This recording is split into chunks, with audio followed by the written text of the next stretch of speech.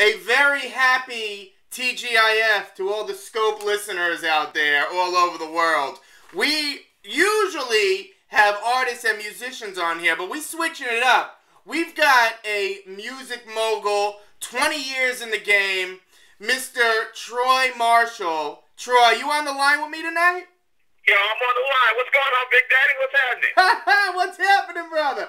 Where are we talking from today, and what was your day like?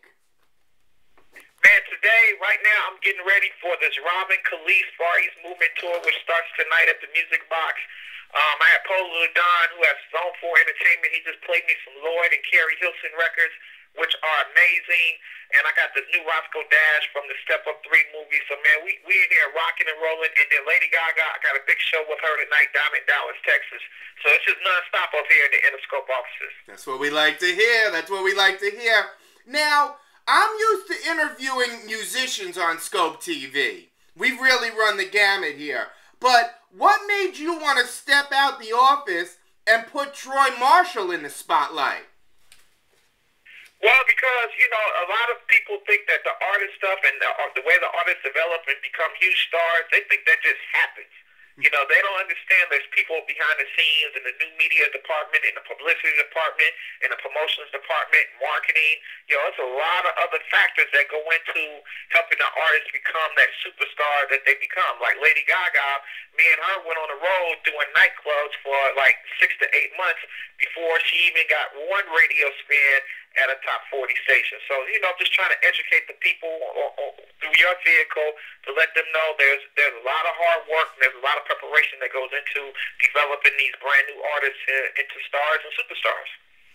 That's beautiful. Now, Troy, if you could, offer our listeners a brief recap of your educational background and really how you got your foot in the music business door. Actually, I'm from Los Angeles, California. I went to 6th Street Elementary School. Upon there, I graduated, went to Virgum Day High School, which is a all-boys parochial school in South Central Los Angeles.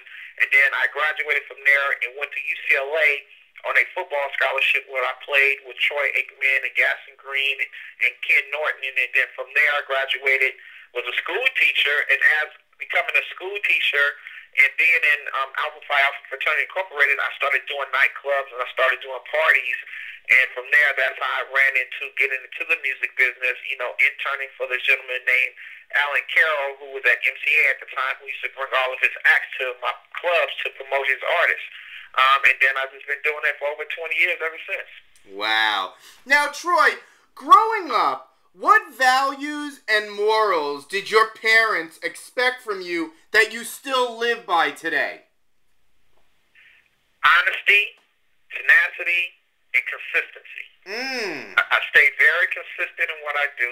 I'm very enthusiastic about what I'm trying to achieve and accomplish, and I try to make sure that I'm honest as possible as far as, you know, when I'm in the room with Jimmy Iovine and Steve Berman and Steph Johnson and Garnett March, and they're asking me different questions about my expertise, I want to be as honest as possible with them so they, from there, can make a judgment call if we're going to spend $1 million on this artist or if we're going to spend $2 million on this artist.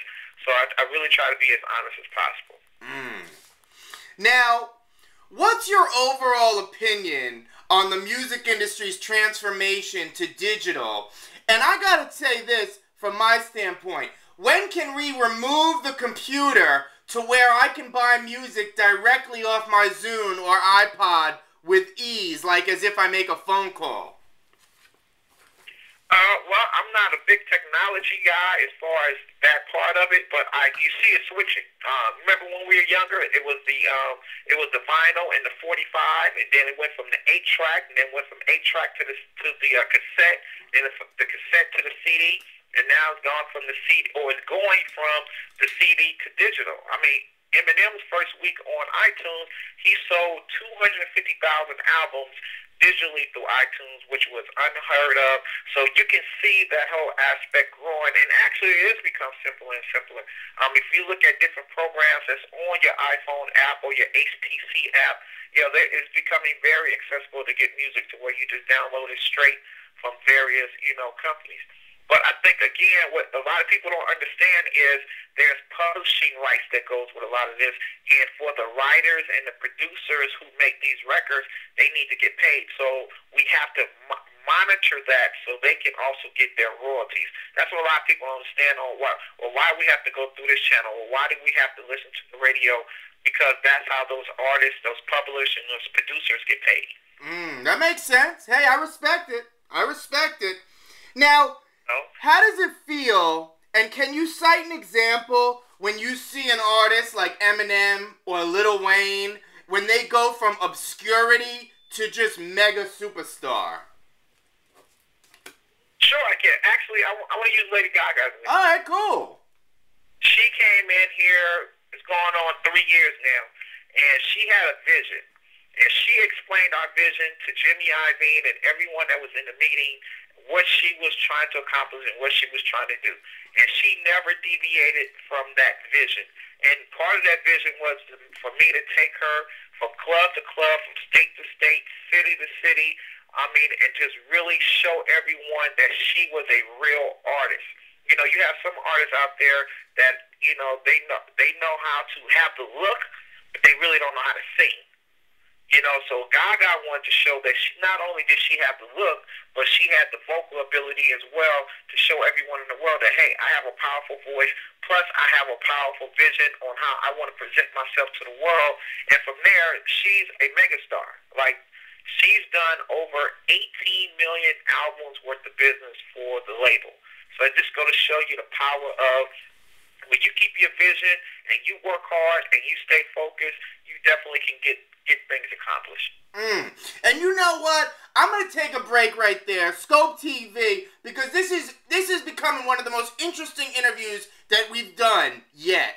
Troy, we can't thank you. We're going to be right back with part 2. Troy Marshall, live and direct.